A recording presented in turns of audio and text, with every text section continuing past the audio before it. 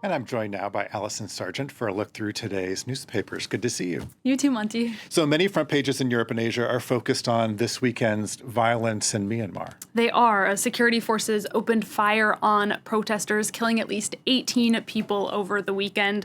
A Singapore paper, The Straits Times, writes that it was the bloodiest day since the military seized power in Myanmar on February 1st. The paper also reports that calls for an international military intervention are growing. They say that the hashtag We Need R2P in Myanmar was trending, R2P standing for Responsibility to Protect. Foreign governments have been condemning the violence, including Britain. Photos from those protests in Myanmar were on the front page of many of the British papers this Monday. The Guardian cites Myanmar's first Catholic cardinal who said that the country this weekend looked like a battlefield.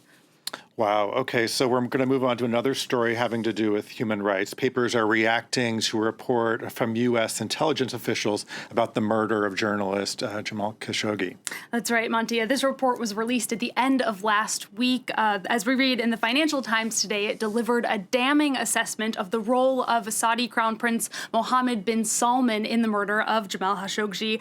In this editorial, the Financial Times applauds the Biden administration for releasing this report, which the Trump administration had not released. But the paper is really frustrated that, quote, the Crown Prince has largely been able to put the killing behind him. They point out that the Biden administration has chosen to recalibrate rather than rupture its relationship with Saudi Arabia.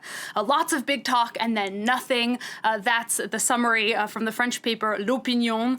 The paper asks, what is the point of revealing a report that angers the Saudi regime without satisfying opponents who are shocked by the spinelessness of the U.S. president?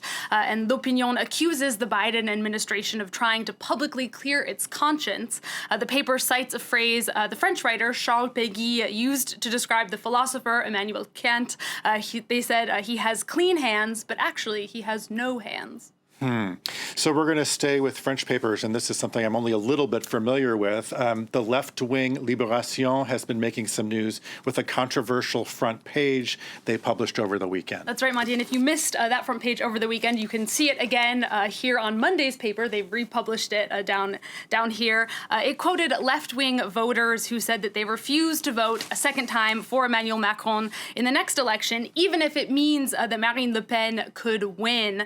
This caused a bit of an uproar over the weekend. People are accusing Libération of giving voters permission to break what is really a sacred political pact in France for the left and the right to come together to stop the far right from entering office. Libération, and that criticism was mainly coming from people on the center-right in France and from Emmanuel Macron's own party. Libération today headlines that Macron is in flagrant denial. The paper warns the president that he is dangerously playing with fire by assuming that the left is going to mobilize and vote for him if he once again faces Le Pen in the second round, because as Libération is reporting, a lot of voters say that they're not ready to do that again.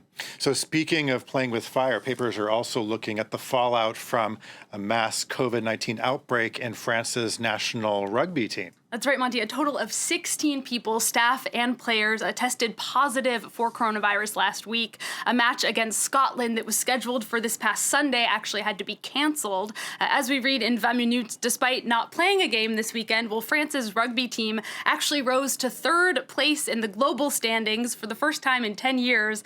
That's thanks to Wales, who beat England in their game. This is all part of the Six Nations rugby tournament, for those who don't follow rugby, like myself.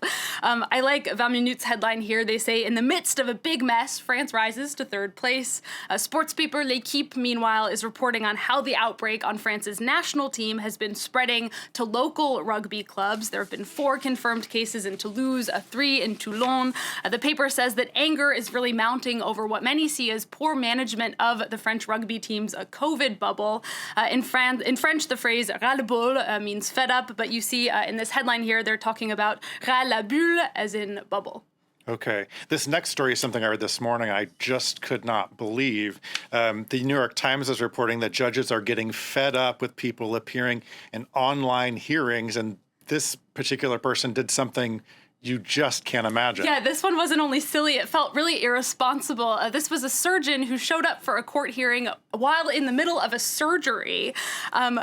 a plastic surgeon from Sacramento, California. He insisted that he was still available for this hearing because there was another surgeon there who I guess could perform the surgery instead. The court commissioner, though, was not buying that. They refused and postponed the hearing, and California's medical board is now looking into this whole affair. The New York Times writes that incidents like this have actually really abounded since court proceedings moved online. We all remember the lawyer cat, which was more of the lighter side of these incidents, but the New York Times says people have been dialing into hearings shirtless, wearing bikinis, and even naked. All of those struggling with how to look nice for a video call, but also wanting to stay comfy. Well, they could check out this article from The Guardian. What they really need to buy, Monty, is a pajama suit. The company that makes it describes it as business on the top, loungewear on the bottom. Basically, it is the mullet of the clothing world. The entire thing is pajama fabric, but it just looks like a shirt on the top and then transitions to pajamas. You can see like the gray bit partway down. So I think you do have to be careful how you frame the shot. And then it seems like you'd have to sit like this and not raise your arms, or you would show the pajama bit. And even the sleeves are pajamas. I like that. Well, I'll have to get one of those maybe. Yeah, at least Okay. the pants. You can wear the pants. Exactly. Okay, thanks a lot, Allison.